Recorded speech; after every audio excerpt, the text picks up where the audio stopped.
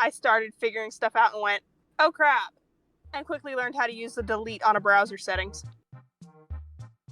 I'm just gonna quickly announce that this is part 2 of the asexual conversation that we had. I explained pretty much everything in part 1. Please go check out part 1 for explanation. We did say there was gonna be another person, and luckily for us, Isabella's gonna be sticking with us for a bit, but unluckily they had to miss out on class. So sorry to hear about that. But we have Kate now. Kate, Hello. why don't you introduce yourself? We pretty much said our name, our age, and I guess our sexual orientation stuff. My name is Kate. I'm 44 and identify as asexual and panromantic. I also identify as genderqueer. Okie doke. Yes, panromantic. That's the other one for me. That too. Yes. Quick introduction just for Kate's sake. I am Leanne. I'm 24 years old. I'm asexual, and that's as far as much as I know. I am, well, some people want to say bi-curious, but I don't know if there's such a thing as a lesbian curious, but I'm not really interested in men right now, so there you go. That's pretty much all I got to say. Beautiful thing about identities is they can evolve over time. Cool beans. I just invented something. So right. There you go. Do you want to quickly introduce yourself? Yeah, my name's Isabel. I'm 22 years old. I'm an EMT, and I'm currently in paramedic school. That's what I had to... class got canceled for. But that's why I'm here to be able to be with you guys later. I found out I was asexual when I was 14, and I figured out that I was aromantic probably by the time I was about 16, and sex repulsed when I was also 16. So I've known for a while. I've pretty much known for about, well, I want to say I might have been all my life, but I'm pretty much come to terms with it for like 3 years now. Awesome. As far as being I knew all my life, it was just I didn't know the word yet, if that makes sense. I mean, I knew of it, but I didn't know what it meant. I know, I didn't really come to an understanding of my own asexuality until about two and a half years ago. I just kind of knew that I was odd, but I didn't have the words either. And just like you, Leanne, my first was, I heard the term Demi, and I was like, oh, maybe I'm that. That makes a lot of sense. And then we went further down that train, and it turns out, nope, that's not quite it. Had a very similar experience. It was a fan fiction that referenced the Kinsey scale in a note at the bottom, and I looked it up, took the quiz, and was like, this speaks so much to me, and that's how I got down the rabbit hole. I think I was 33, 32, 33, married, and kind of like, clearly some sort of fundamental difference here. And started to learn more about it, and that was in the pre-Facebook days, early message board days, so learned a lot there, and started to figure that out. So that was about, I guess that was 11, 12 years ago. So if you guys don't mind me asking, what made you guys join the group? I don't know that Kate has joined Avon. Oh, I have them. Sorry, go ahead. But I have been looking for more ace community because of my difficulties with my partner. Because I just don't because they tend to be hypersexual, and so since they they just don't understand the perspective that I had. That was just, I just don't understand why you need this all the time. And they don't understand mine, and I don't understand theirs, and I just really needed more people who understood it specifically, instead of just being like, yes, we're queer, and that's awesome altogether, but I wanted some people who understood specifics. That's pretty much kind of the same situation I was in after explaining my situation to my old coworker at my old job, and they were like, just try it, quit being, like, just have fun, or you only have one life to live, just do it already. And they kept acting like it was just so easy to just love someone and just open up and have sex with them. And I just got tired of telling everyone and everybody just thinking I'm just like some kind of oddity. I was like, okay, you know what? I need to know if I'm the only one feeling this exact same way, or if somebody else, like, there has to be someone else out there who feels exactly the same way I do. And someone put it out, and I saved this post because it spoke to me so much. They said that having sex is like eating vegetables, or you only do it because you feel like you have to. And I was like, yes, this is me, for sure. Someone knows what it's like. Well, yeah, because if that's how you feel, odds are good that you're at least somewhat, if not sex repulsed, then definitely sex indifferent. Yeah, it's pretty much what my ex thought. He was like, you like it when I do certain things, but you don't ever ask for it. You're like you're pretty much a take it or leave it kind of person. I was like, yeah, kinda. I don't have a reason for not asking for it. I just would rather, not have it at all, honestly. So, what was your, how did you know? Or did you say it was the message boards, that kind of thing? Yeah, I mean, I found Avon, like I said, 11 and 12 years ago, when I kind of started to figure things out. I haven't really been active on the message boards since, for like 10 years or something. It wasn't something that was filling a need that I had. But I, one of your questions was like, how do you know you're asexual? And I was thinking about how do I answer that? And I think for me, it was kind of realizing it was having the relationship that I had with my ex-husband was part of my awareness, because we would talk a lot about sex and all of those kinds of things. We had a really good open relationship that way, open conversation relationship that way. And he would share like his experiences and the experiences of his friends and like their perspectives. And I'm like, I do not get this at all, And it was almost like being an anthropologist, right? And like in a culture that you don't understand or that's not yours. Yeah. Where he would describe things like, oh yeah, we would do blah blah blah, or like this thing happened, or like, oh of course this other thing, and I'm like,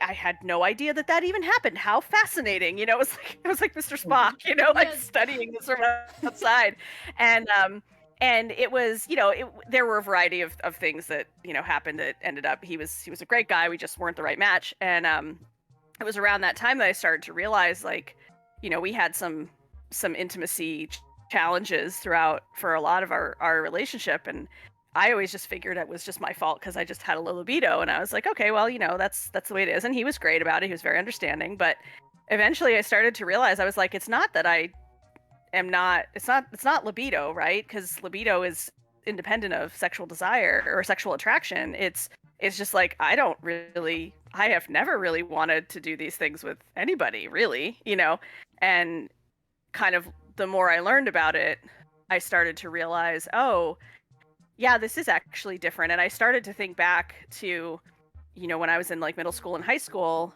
and that was in, like the 80s and 90s. So this was like way pre-internet, pre-social media, pre all of that. And there was just barely starting to be awareness of being gay as a thing that people are, that's not necessarily a bad thing, but it was mostly in the context of AIDS, right? So that was the was the framing, right? That was the exposure that I had. I went to a really small school in a really small town. Like, that was the exposure I had to anything queer, was, life goes on, and the love interest had AIDS and Ryan White, and that was it. It was just like, it's like AIDS, and it's something gay people get. It wasn't like religious bigotry per se. It was just more like we just didn't talk about it. And so I had no clue that was even a thing until I got to college. And in college, I thought I realized I was bisexual, because I was like, well, I've gotten crushes on girls, and I've gotten crushes on guys, and that's the same. So I must be bisexual, And I'm like, yeah, this is cool. And then when I finally started to realize, looking back on things, it's like I said, talking to my ex-husband, talking to some other folks, and I'm like, oh, because I started to think about the experiences I had, like I said, in middle school and high school with my friends. And at the time, I just assumed that I was like more self-aware or less less influenced by peer pressure. Like, I assumed that all of my friends in middle school and high school who were super excited about boys or girls or whatever, whoever the appropriate gender was for them, and like, oh my gosh, he's so cute, and oh my god, and like all of the people talking about sex and everything, like, I assumed that the reason that they were all doing that was because that was what they saw in the teen magazines, and that was what they saw on TV, and that was what they saw in the movies and heard in music, and so they thought that that was what they were supposed to do, and I was just way too self-aware to fall for all that. So I grew up in purity culture. Yeah, it's right. It's that kind of like, okay, well, I must just be way more aware than everyone else. And now looking back at it, I'm like, no, they were actually experiencing something very different than we were experiencing. And that's the crazy part, because I watched this video. I don't know if anyone knows who Jaden Animations is. I absolutely love watching stuff. It's so relatable. But they pretty much said the same thing, that they saw everybody falling for these people, and she thought they were kidding. She thought it was just a joke. Oh yeah, yep. So, yeah, or like, I'm supposed to say this, so I'm going to say it to be cool, to fit in. So they would try to fall in love, and they just couldn't. They just couldn't do it. They was like, is this what people... Well, how do they play this game for so long? Uh-huh. But yep. I want to make a point on something that you mentioned earlier, saying that you thought that you were bi. So... Yes. Back when my ex and I were together, he was saying he was pretty much trying to encourage me to go try and have sex with other people, but I'm not gonna just open my legs to any freaking body. Let's just get that straight. But he was saying that I should try and do that because his experience was he was with his first, or like one of his first few people that he was with, he screwed this one girl who was apparently really bad at it. And he was like, I'm not feeling anything. What the heck's wrong with me? Am I gay? Do I like that? I don't want to be gay, but maybe I might be. And then he found out he wasn't, because he found another girl who knew what she was doing, and he was like, yeah, I like this, I'm not gay. And so he was like, go try it, go see if you find interest in something else. It's like, the reason why he refused to believe he was gay is because he wanted to try it. He wanted to keep trying. He wanted to explore. He wanted to figure out whether or not he still liked to have sex with women. But I don't. I don't want to discover whether or not I do. I don't know. I don't care if he wasn't the one and some other guy might be. That's not his journey to choose for me. So I'm perfectly fine with being comfortable with not liking guys. But there's a lot more to not liking guys other than just sex. But so just to give a little bit of history on my side. I got into Avon from actually my therapist. Oh. So. Nice. Why? No, we said nice. No, nice. That's a good therapist. Oh, you said nice? Yeah. Yes. Okay. So I'll give a lot of backstory, and this is going to be a long story. So I was raised very deeply entrenched in toxic purity culture and toxic masculinity. So now, in the context of my family, my father did not believe diddle squat of any of it. He just sort of went along with whatever my mom said. And she fully embraced all the purity culture. And I still identify as the way I express my spirituality is partly through Messianic Judaism.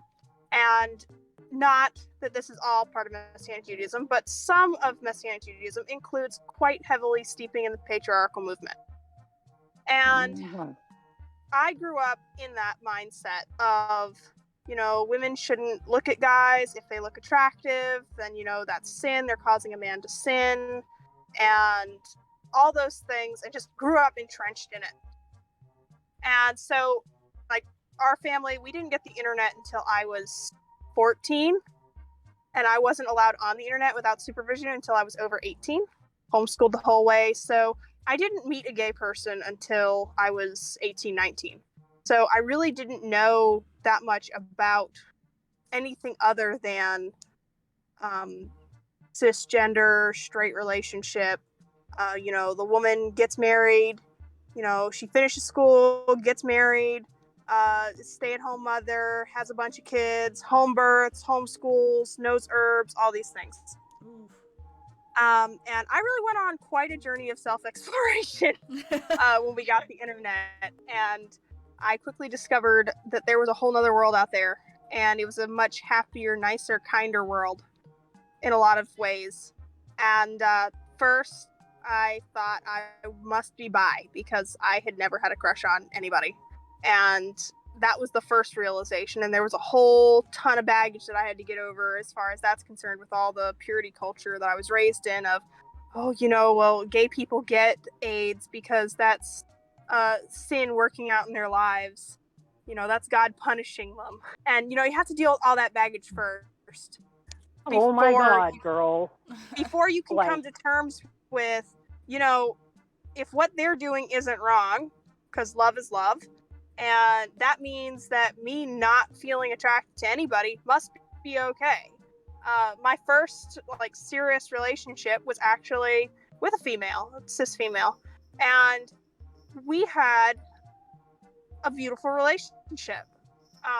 We decided to end our relationship just because we weren't going in the same places in life. She was moving away and long distance was not going to work. So I got to explore other sexualities other than being straight. And I figured out quickly I was not lesbian.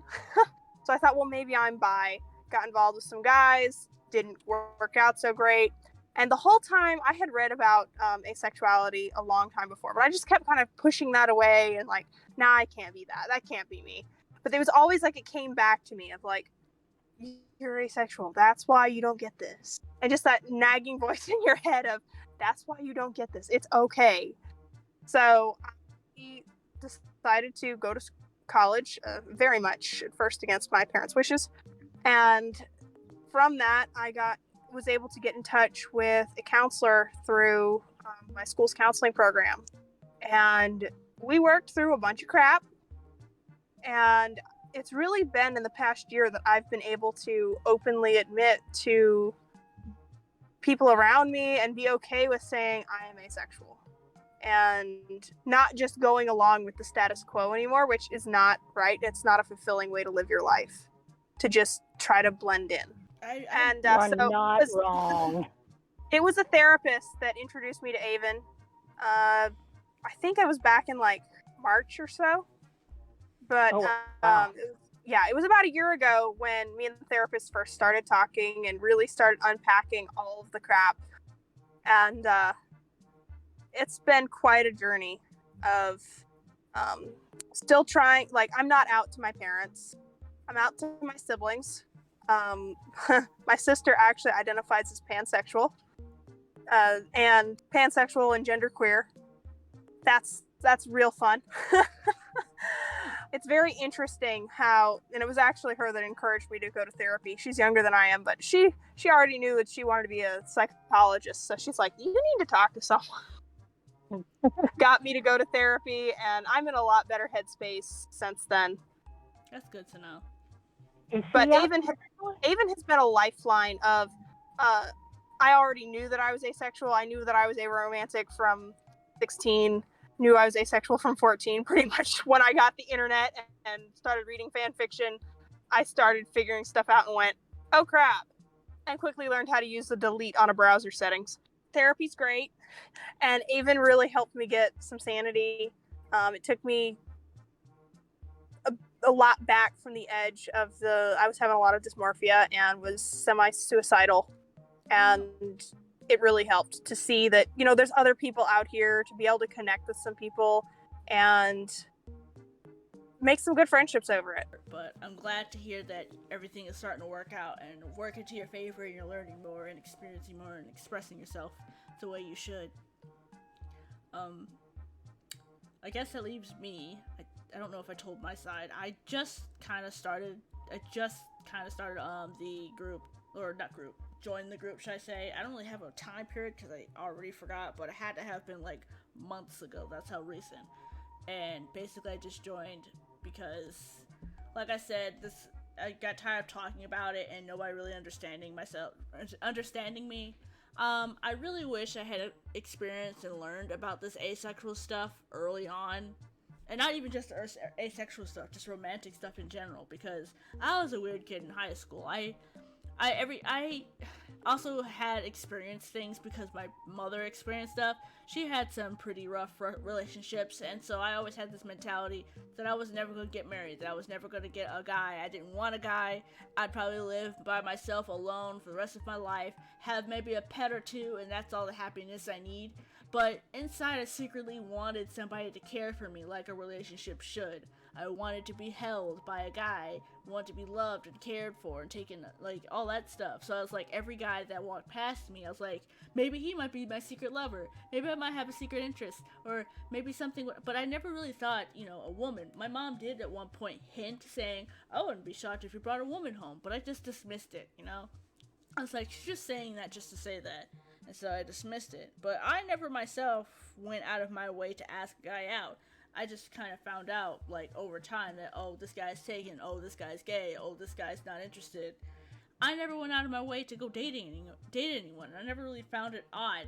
But now, I'm thinking back, I'm like, I never really had sexual attraction or relationship attraction towards anyone. Might have saw a guy or two as cute, but I'm mostly interested in personality. So, like, if a guy's funny, for example, I had a crush on this girl, even in the relationship I had with my ex recently at my old job, because of their personality alone. And I wouldn't say they're, like, I don't know, they're not, like, a quote-unquote model looking beautiful woman. They're just, like, interesting. They were fun, outgoing. But, unfortunately, they're taken. So, there's that. But I just never really thought about, sex or any of that interesting stuff until after I started this real relationship I had with my ex. And that's when I started learning everything, but I kind of wish, while I'm glad that it was him because he was patient and all that stuff, but I also wish he wasn't my first, because we're not the same, we're the exact same person, and, oof, that's unfortunate. We're the exact same person, and it's just not compatible. And I also, knew absolutely nothing, and he knew everything. It just doesn't work out. But anyways, I found out that I was asexual because he thought so. But then, as our relationship progressed throughout the 4 years, he was I slowly but surely came more and more to terms with it. And after getting sick and tired of talking about it, with random people and them not understanding, I decided to just join a group and discovered there that there's a lot of people like me and that I'm not a fraud. I thought at first I was just, because whenever I hear that someone calls me something or they think that I am something, I slowly but surely start believing it, even if it's not true. And so I thought I was pretending to be asexual just because someone said that they thought I was. So I had to join the group and found out that there's a lot of people on there who feel the exact same way I do, and that I'm not faking it or pretending. So I've been there for 3 months, or not 3 months, for a few months now, and although I don't post a lot of stuff, I did post 1 or 2 things. Well, I guess minus the asexual post, or a podcast. I don't really post a lot, I just sometimes read. But yeah, that's me. Mine really has just been, I joined an asexual group and, it happens to be Avon. And my original interest in the Avon concept, I don't know what the right word is here, was that I initially did some Googling and found some of the old message board stuff, but the message boards were mostly defunct at that time. So I thought, whatever. And it just so happens this group I joined last month is part of the Avon community.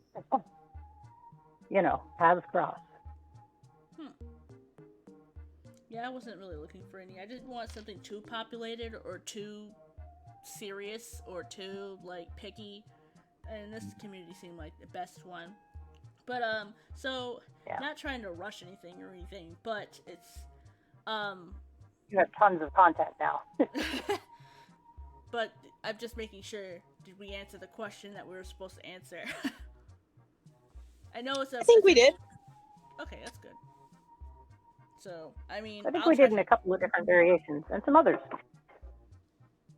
Great. Cool. Well, thank you so much for putting this all together. This has been a really nice experience to be able to talk with people. Yeah, it's fun. Great. This is exactly the kind of experience. And I'm down for more. Oh, absolutely. This is the exact experience I wanted people to feel because, well, texting is one thing, but I want to be able to reach out to a different,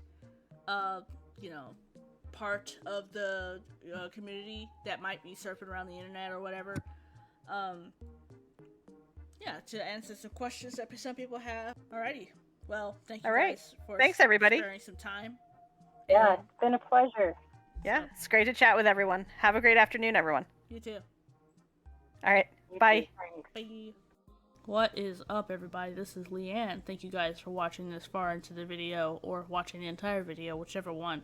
I appreciate your interest. This is something new I've described already in the first part that I wanted to do an actual podcast where I actually talk about a single subject, of course, multiple subjects within that subject, and this is something new I'm trying out. So if you like this, be sure to watch part 1 if you haven't already, and stay tuned for another. If this is not your take, be sure to check out my other playlist. There's plenty to watch and plenty to see. If you like this stuff, please like and subscribe and comment. It would surely help this channel out. Thank you guys for your support, and check you guys out later.